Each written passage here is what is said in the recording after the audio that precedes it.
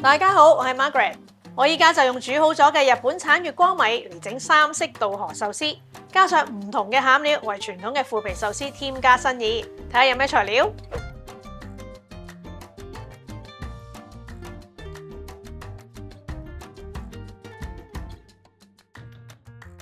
首先咧，處理咗嗰個嘅壽司飯先，我哋可以俾少少嘅幼鹽啦，俾啲砂糖落去。當然唔少得咧，就要俾啲嘅日本米醋啦，跟住咧就可以將佢咧撈勻佢啦，輕輕咁樣去翻下就得啦。望落去咧，而家咧有比較好似濕嘅，但我哋將佢擺一擺之後咧，一陣間咧佢就會吸收翻晒嗰啲嘅醋咧，出嚟嗰個效果咧就會又晶瑩通透啦，有個口感好好噶啦。凍咗嘅日本米咧都能夠保持水分同彈性，好啱同壽司醋咧一齊去做一個甜中帶酸、有獨特風味嘅醋飯。當然啦，亦都可以揀唔落醋，就咁用白飯去整咧，一樣都咁好味 ，Q 彈軟糯，粒粒分明。嗱，今日呢度我哋可以去啲日本超市咧，可以買到呢啲已經整好咗嘅油羊，將佢咧輕輕咧拖一拖水，出水嘅時間咧唔使太耐嘅，都1-2分鐘到咧就已經足夠啦。預備一個嘅木魚嘅上湯，先俾啲水啦，加埋我哋都有啲嘅木魚片，煮滾之後咧，可以將佢轉慢火，煮佢大概5至10分鐘，將啲木魚咧撈一撈起佢先，跟住咧可以俾調味落去咯噃。首先咧，我可以俾少少嘅鹽落去啦，我哋就俾啲砂糖啦，唔少得嘅，當然就我哋啲日本嘅醬油啦。想佢再香啲咧，我哋可以俾一啲嘅日本嘅味淋。攪一攪勻佢，等嗰啲糖同鹽溶咗佢先，就可以將佢頭先出咗水嗰啲油羊咧，就可以擺埋落去一齊煮，等嗰啲油羊咧去吸晒呢個咁香呢個嘅上湯嗰啲味道啦。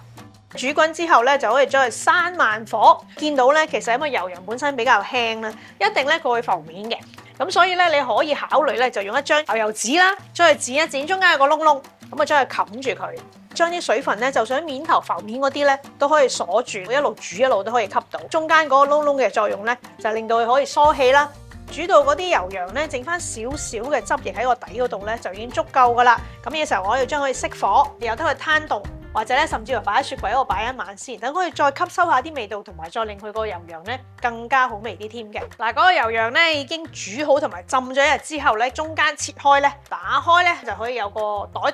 就可以擺我哋嗰啲嘅日本米飯落去啦。日本米咧本身除咗 Q 彈之外，因為佢個黏性都比較重，所以其實咧攞嚟釀呢啲飯團咧係會容易好多嘅。好，就係咁啦。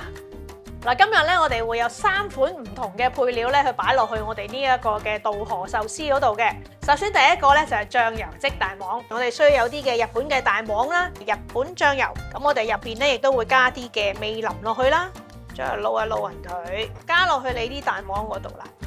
轉落一個嘅密實盒嗰度，跟住將佢擺翻入雪櫃咧，醃佢1至2日咧，咁就搞掂噶啦。我哋第二個餡料咧就係青檸汁拌三文魚啦。嗱，首先當然我哋有啲嘅刺身級嘅三文魚啦，咁可以先將佢咧就切咗幼粒先嘅，跟住咧就可以加埋我哋個青檸啦。嗱，咁我除咗俾青檸汁之外咧，我就會用埋佢嗰個皮嘅，因為嗰個皮咧其實先係最香嗰部分。跟住咧就可以加埋我哋啲青檸汁落去啦，撈一撈勻佢。可以擺埋一邊咧，醃佢大概10分鐘左右。跟住咧可以處理埋我哋個牛油果啦。你將佢切片又得，你中意將佢咧切粒粒亦都可以嘅。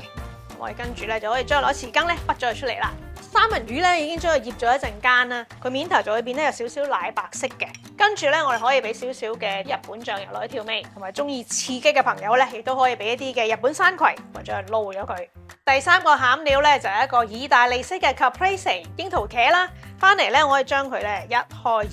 調味方面咧，我哋可以俾啲嘅鹽啦、黑胡椒碎、橄欖油，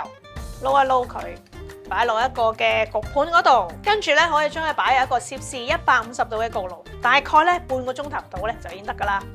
嗱，呢啲咧就我哋已經焗好咗嘅半乾番茄、水牛芝士波波咧，將佢1開2之後咧，俾啲嘅橄欖油落去啦，意大利番西，撈一撈佢。所有餡料都準備好，跟住咧可以組合我哋呢個稻荷壽司咯。嗱，首先咧我哋就有呢一個嘅醬油蛋黃啦，擺一啲嘅芝麻落去，跟住咧就可以將我哋呢一個嘅醬油蛋黃咧，就將佢擺上去啦。中意嘅話咧，可以俾多2滴嘅醬油喺面頭。最後咧，我哋會擺一啲嘅日本嘅紫蘇葉上去，跟住咧就到我哋呢個意大利 caprese 式嘅半乾番茄，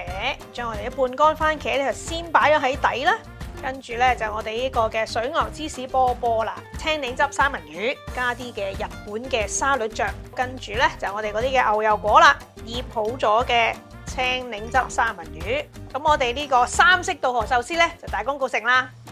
哇！呢一個咁精緻嘅日式料理咧，真係視覺同味覺嘅雙重享受啊！大家都一齊試下啦〜